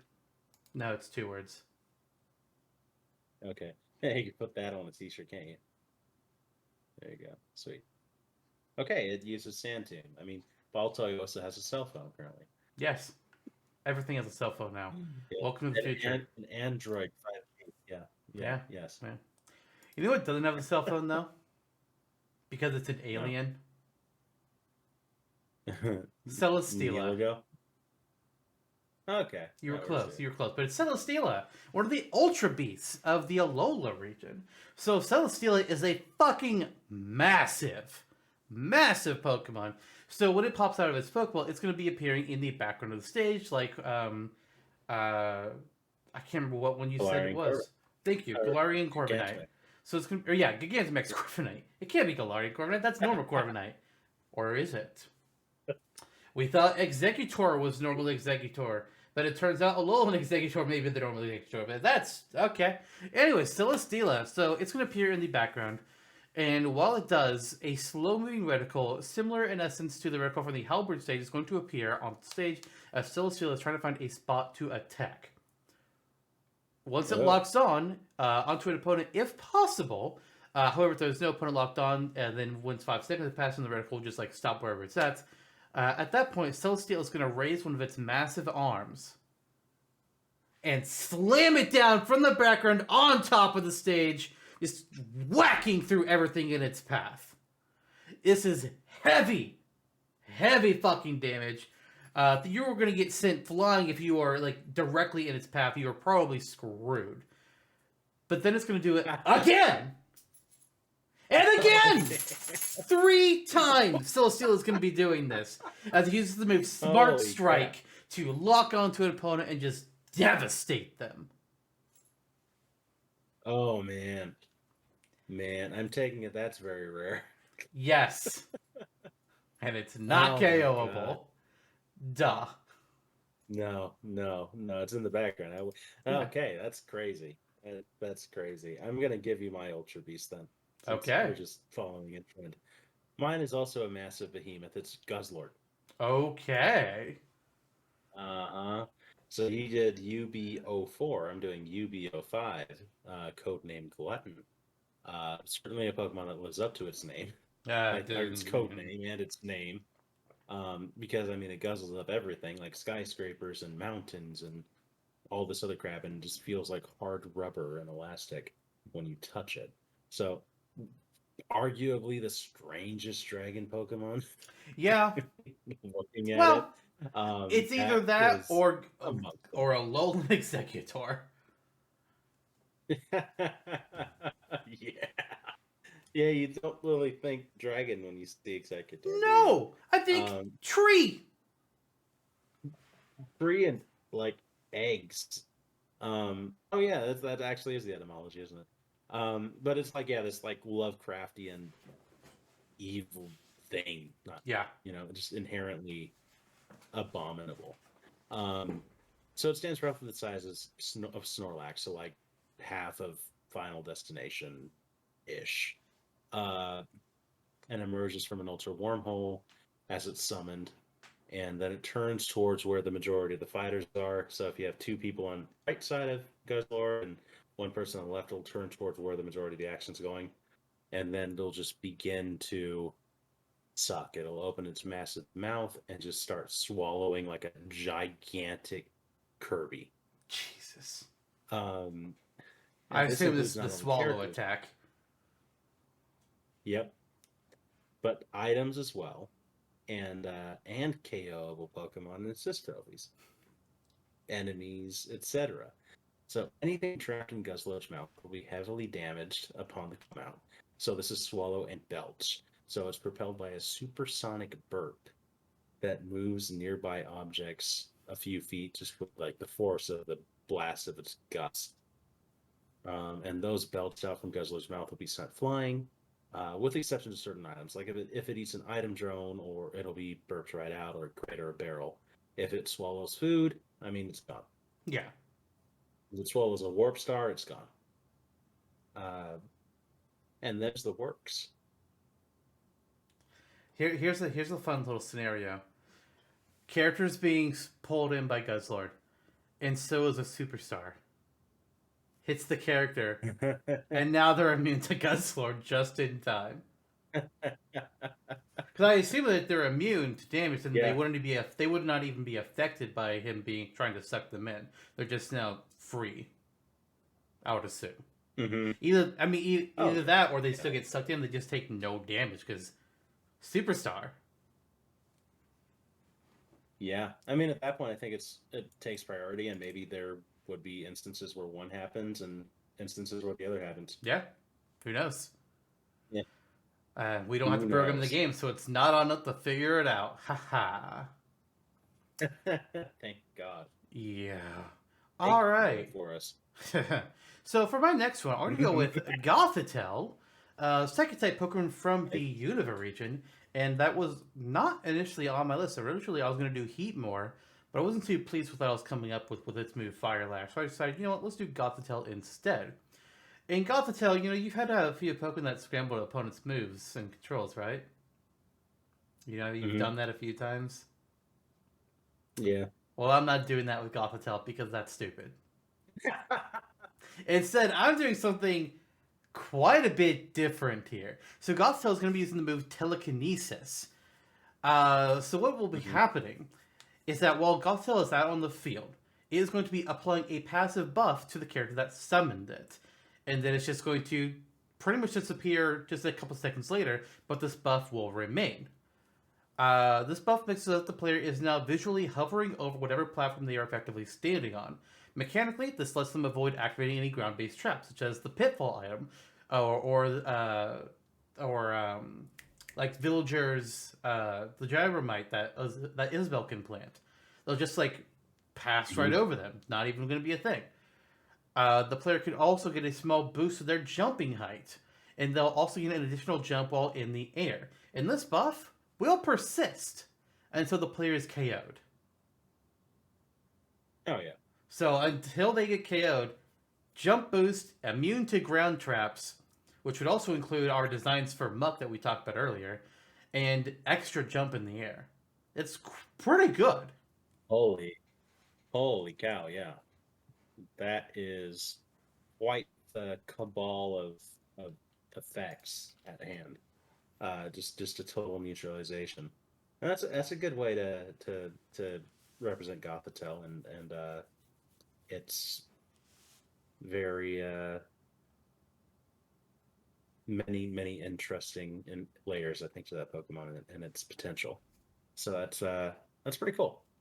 Poor Alolan Muck and Muck. They can still wave and say goodbye, though. As for my next Pokemon, it is a Sinister Force. Okay.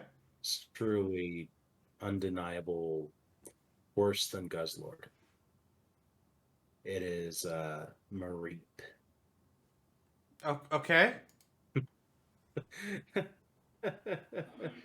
The Pokemon that starts out looking like a sheep and then inexplicably a giraffe. Yeah. I mean, we have a fish turning into an octopus, so. That's also true. It's known for shedding its wool and then having it grow back in full form in a week. So it's it's like the Harry Potter sheep. Mm-hmm. And then it stores air in its fur alongside just like a bunch of electricity. So it's like a walking electrical current as well, which I guess the folks shearing it are not hurt, but it can be effective in battle. So Mareep is naturally a gentle Pokemon. It's not something that's going to want to go out of its way to fight you or anything along those lines. It's docile. But anyone that touches Mareep as it just kind of walks around the stage minding its own business will be dealt light damage from its electrically charged wool. Mm-hmm. So if you hit Mareep, you won't even rile it up or KO it.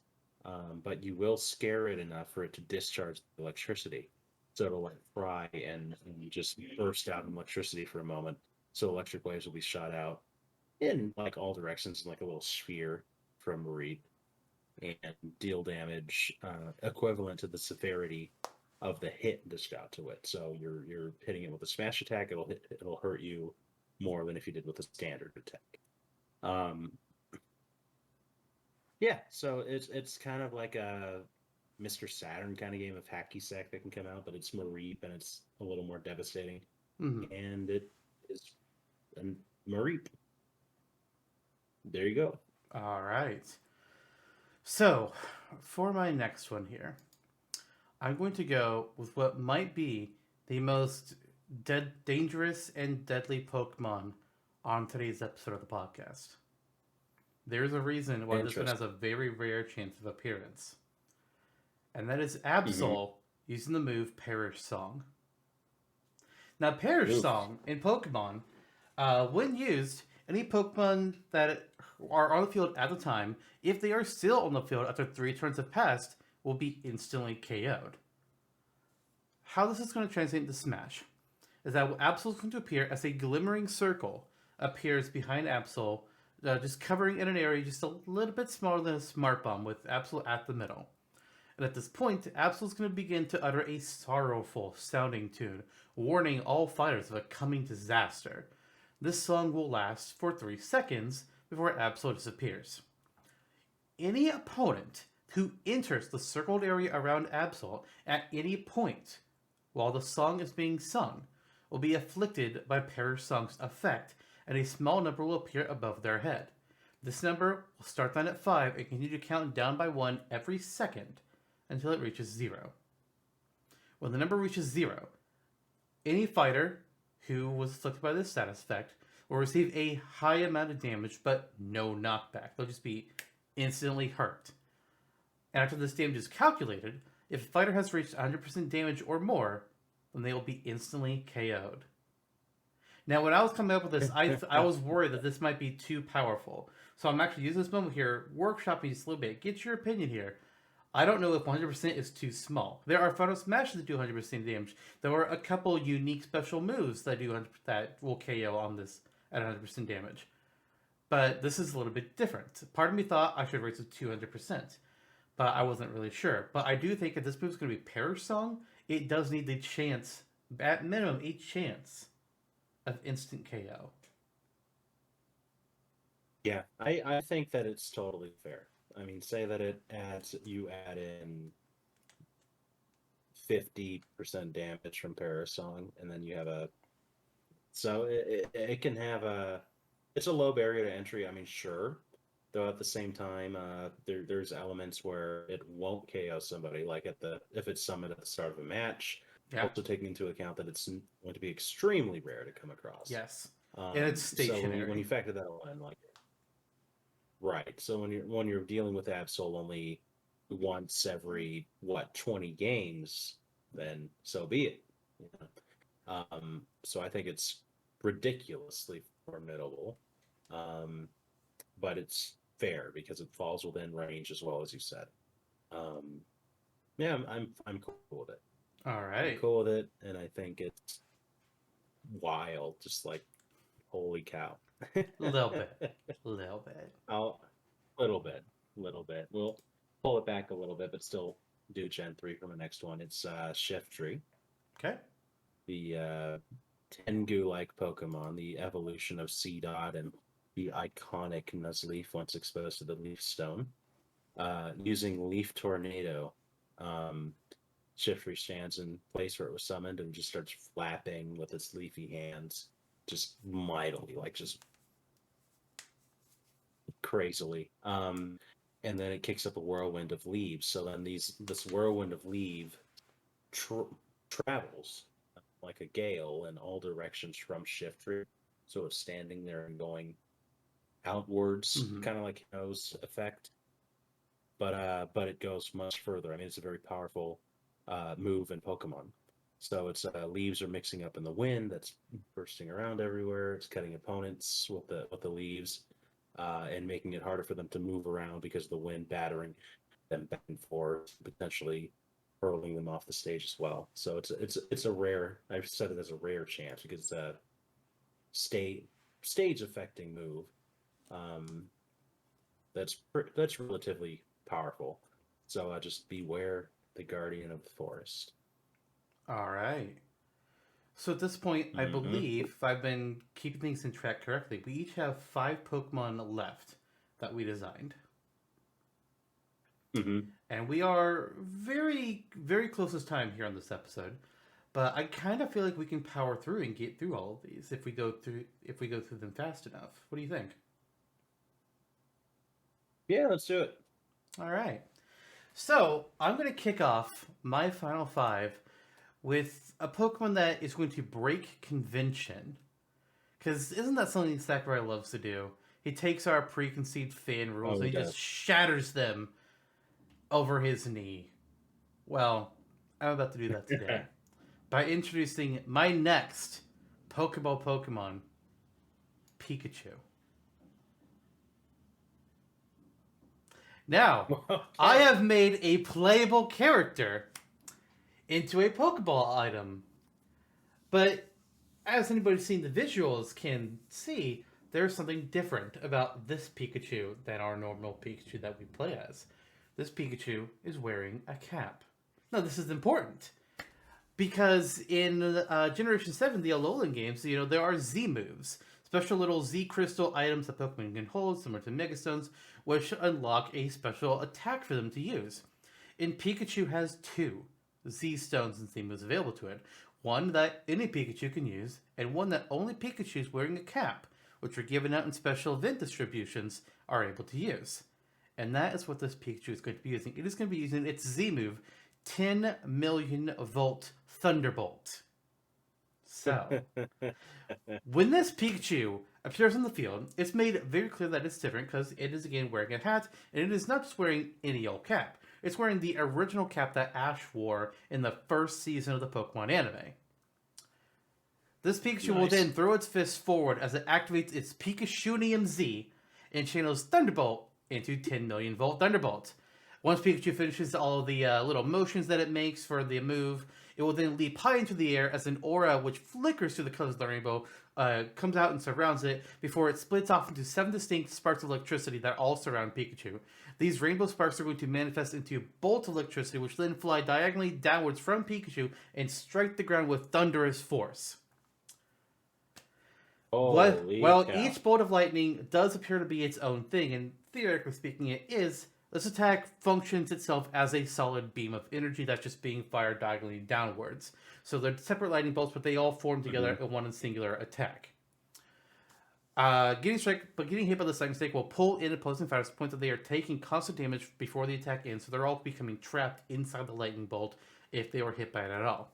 This attack lasts for 8 seconds, as Pikachu's electric assault will then end with the lightning all petering out and starting to fade away, and then with a final triumphant cry of Pikachu will leave the battle. This is again another very rare chance of appearance because holy shit, this attack will be very damaging.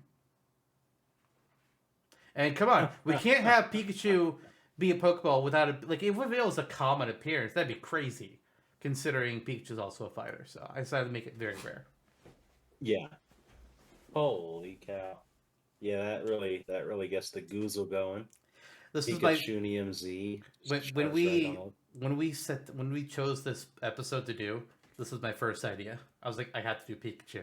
I gotta do it. Do it. I would have done Pokemon Channel Pikachu, so it's a good thing you did Pikachu instead. Yeah. So I'm gonna put that one on my to-do list. Pokemon Channel Pikachu. Okay, anyway. So, holy cow. Way to break into the final 5. Pokemon Channel Pikachu. Anyway. Coming back to it. Gen 7, great time, Z moves, Gigantamax was not until Gen 8. Yeah. I get confused. And it was not a good time. There's been a lot of stuff. No, it wasn't.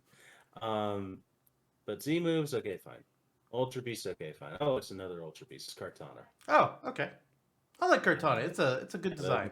I'm a fan. Yeah, it is. It is. Grass and Steel is a fun typing too. Looking like this extra dimensional origami man. It's fun. It's fun. So Cortana appears, and then it just it slashes towards opponents with efficiency and accuracy. And like in a basic anime where a very skilled swordsman will just barely unsheath their blade and then disappear in thin air and then reappear and slash. Oh yeah. That's what Cortana does. It disappears, reappears in front of opponents and slashes down on them with its two blade hands. If an opponent has a shield up too, Cortana can simply slash through it. So it breaks shields immediately. And then they can follow it up like, haha, I can't believe you tried to counter that with another attack. Okay. Slash again immediately and deal devastating damage. Then towards the end of its stay on the stage, Cortana will then return to center stage and then leap into the air.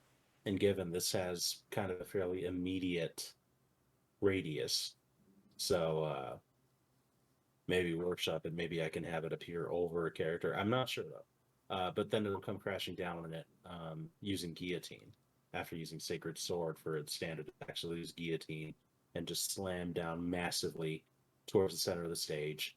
And if anyone, it's such a powerful blow. I have it that there's a good chance that even if you're just at 20%, you can be sent flying just far enough.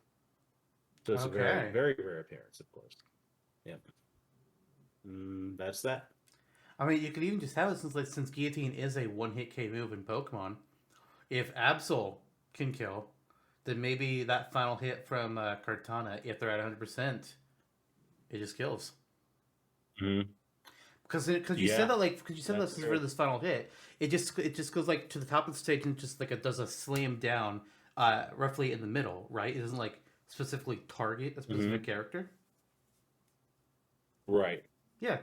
So if it doesn't specifically target anybody, just picks a point and just hits there, then I think that's telegraphed enough that people can get out of the way. So why not make it an insta kill? It's a Guillotine after all. True. Okay, I'm gonna do that right now. Just let me call Cortana. All right, yeah, you go do that. Okay, I will. All right. Well, for my next one, I'm gonna be going with Bronzor. Another Pokemon that I'm not much of a fan of. I prefer Bronzor over Bronzong at the very least. Bronzong can go fuck itself. But Bronzor is, he's kind of he looks like a mirror, right? But he can't use the move Mirror Coat, which really pissed me off when I was doing research because I had a brilliant idea for Bronzor, and I was like, okay, it's going to use the move Mirror Coat, and it's going to do a thing. But then I was looking things up, it's Bronzor can't learn Mirror Coat. What the fuck? So, unlike all the other Pokemon that I've talked about today that all use moves that they can actually learn, I'm breaking my rule. Bronzor is using Mirror Coat. Fuck it. If they can invent Puff Up and Skull Bash for Jigglypuff and Pikachu, I can do it too. So Bronzor is gonna float up above it. So many points? It's gonna rise in the air a little bit, and it's just gonna just stay there. Kind of like how Overqwil stays in place, but Bronzor is going to be a much smaller target, and it does not damage on contact. Instead, when it appears, a reflective sheen will appear over its body, basically turning Bronzor itself into a reflective surface. So for the next 13 seconds while Bronzor is on the stage, it is going to become a stationary reflector. So it can reflect any and all projectile attacks that make contact with Bronzor and send them right back towards their sender at increased speed and increased damage. It's an additional 20% damage to the attack. It's not a very big target. It's probably about Olimar sized, I would say. Roughly Olimar sized. But any projectile that hits it is just going to go right on back. So it could, depending on where it's summoned, it could become a game changer because now your opponent isn't going to use projectile moves in that spot, so they're going to have to get in close to you. Neat. That's right. I can see why you'd break the rules for that. Just get in close and get wrecked, I guess. Yep. Sweet. Okay, so speeding on into my fourth from the last character Pokemon here. It's Salamance. Salamance. All Pseudo right. legendary fan favorite dragon flying Pokemon. Yeah, good looking guy. So Salamence uses Dragon Breath, flies in high above the stage from the moment that it's summoned, and then just takes a few moments to itself before unleashing just that pulsing beam of Dragon Breath. And it's kind of acts like Lucario's Final Smash, where you're guiding it from one side of the stage straight across to the other, and it's like this really devastating beam. It moves fairly quickly, so it's a little difficult to dodge. It's just utterly powerful and deals a ton of damage. And then it uses it again before departing. So it goes in one direction, then it goes in the other direction, and then it flies away. Okay. And rare appearance because of how heavy that damage is. It's simple, but I think it works. Does it go through thin platforms? Like Battlefield platforms?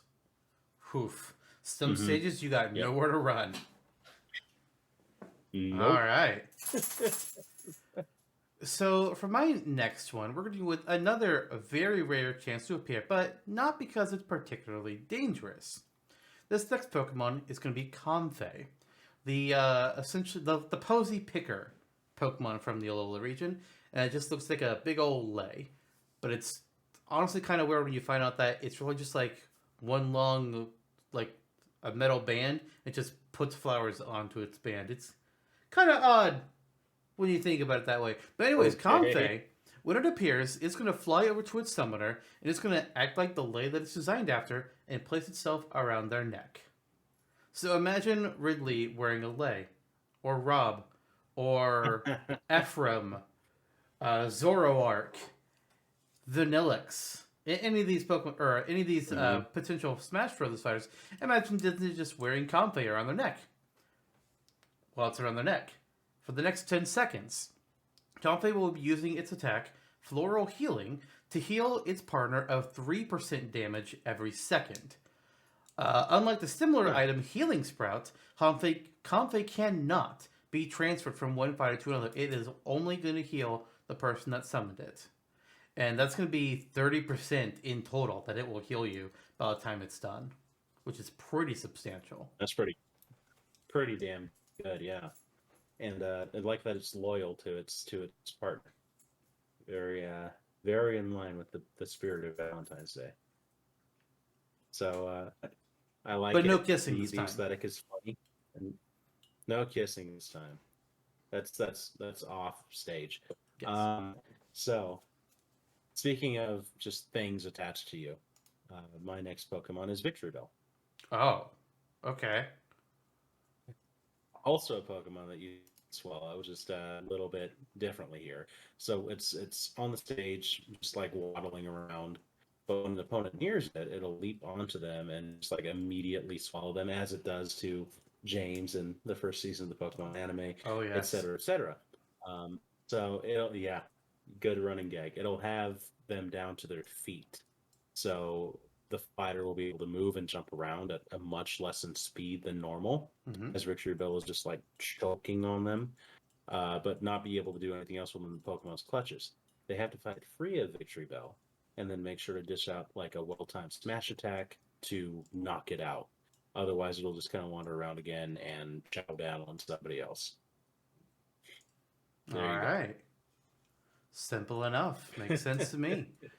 Simple enough, but I love the aesthetic. Yeah. So we've had a couple Pokemon that do their attacks from the background of the stage. And I'm going to introduce one more, and that's Dragapolt, the pseudo-legendary of the Galar region. So Dragapolt, as a fun little detail of it, it has its pre-evolved form Dreepy in the little holes on top of its head that it can fire out as missiles, which is a crazy idea, and I love it. And that's what it does in its signature move, Dragon Darts. So what Dragapolt is going to do, once it appears on the stage, it will fade out of view and then just reappear in the background, considerably larger. And then after a brief moment, there's going to be 4 to 6 small reticles that appear on the screen that are semi-tracked to be near opponents, but aren't supposed to be like locked immediately onto them. After a quick second has passed, Dragapolt will then fire a series of Dreepies from its horns onto those points of the stage. Each Dreepy will deal a relatively small amount of damage, but they fire out blindingly fast. So it's pretty much like reticle and then fire. So be careful with that. Nice. It doesn't give you a whole lot of warning. Dragapolt will fire a total of 5 volleys of Dreepy attacks in rapid succession before it disappears from the battle entirely. Mm-hmm. Very nice. Very nice. I like the idea of the Dreepies honing into it. It's a fun Pokemon. Yeah. Dragapolt is such a good design. Absolutely. Mm-hmm. It really is. One more psychic Pokemon. Let's bet on if this is going to scramble controls or not, because I don't remember. It's a psychic Pokemon that uses psychic. Actually, it's a beloved individual named Alakazam. All right, solid answer to end it off. Mm-hmm. Alakazam teleports to the center of the stage and begins to glow a soft purple aura that lifts its spoons into the air. And as it lifts its spoons into the air, all of the summoner's opponents are lifted into place as well, lightly into the air. Mm-hmm. Suddenly, Alakazam will slam the spoons downwards, and so do go its foes as well. So Alakazam is picking them up and slamming them down, dealing some pretty nice damage, embarrassing damage. And even if a fighter's in midair, they can still be caught by the attack. The only way to really evade it is with a well-timed dodge. So it's kind of like an aura that appears around you before it grabs onto you. Okay. Yeah. And then it can perform up to 3 times before it disappears. And also, even if you're in midair, I already mentioned that. Or rather, even if you're if you're in midair, it could be most devastating because it could slam you down to like the bottom blast zone and you're done. Yeah. And it's a rare appearance, cannot be KO'd. Okay. Bada bing, bada boom. It's time to round this out with our final Pokemon. Even though I just said Alakazam was your final one, and I realized, no, it's not. We got one more each. Yeah. So my last one is going to be a personal favorite of mine. I love that they created this Pokemon Gen 8. It's a addition to a Pokemon that deserved some fucking love from the very beginning. Yeah. It's my buddy Sirfetch'd. I love this guy. Mm-hmm. He is the sole reason why I played Pokemon Sword over Pokemon Shield. He was an instant addition to my team. It had to be done. So Sirfetch'd is going to be using its signature move, Meteor Assault. When he's summoned, he's going to strike a pose, showing off his impressive physique. And then he's going to... I just looked at what I read. I was like, wait a minute, what the hell? That didn't look quite right. But he's going to pick up his leek and he's going to like hold it forwards like a lance, like he was about to do some jousting. And then once he's ready, he's going to charge forward with his lance and damage any opponents in his way. This move is he's going to be like running pretty quickly as he's going across. This attack will hit hard, but unlike others of a similar nature, it's not actually going to be dragging opponents with it along the way. Just one hit is enough to deal damage and knockback, with the damage being heavily increased if you're hit by the tip of the leek mid-charge, much like Marth and the tipper of his sword. When Sirfetch'd reaches an obstacle or the end of a platform, it will stop briefly before turning around and resuming his charge in the opposite direction. So he's just going to like charge, just keep on going like this. It's slow, it's powerful, and he continues to charge around on whatever platform he was summoned on for 8 seconds, and then he is gone. Nice. That's a way to wrap it up. Yeah. What a guy. What a good boy. And I like the little details where you can see that it's a knight of a certain caliber, like how it doesn't let itself slam into a wall. Yes.